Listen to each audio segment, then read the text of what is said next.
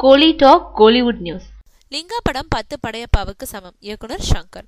லிங்கா படம் 10 படையப்பாவுக்கு சமம்னு இயக்குனர் சங்கர் பாராட்டி இருக்காரு. லிங்கா படத்தோட பாடல்கள் வெளியீட்டு விழாவில் பாடலாசிரியர் வைரமுத்து, இயக்குனர் SP முத்துராமன், இயக்குனர் சங்கர் ஆகியோர் பங்கேற்று பேசினாங்க.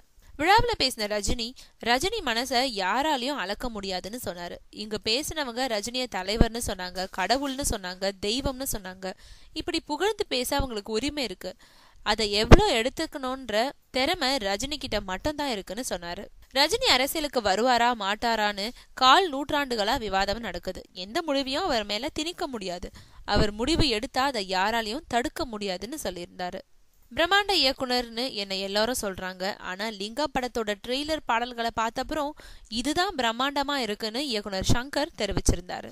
ஒரு படத்தை எவ்வளவு சீக்கிரம் எடுக்கணும்ன்றத KS ரவிக்குமார் கிட்ட இருந்து கத்துக்கணும். லிங்கா படம் 10 படையப்பாவுக்கு சமம்னு புகழ்ந்து தள்ளுனாரு சங்கர்.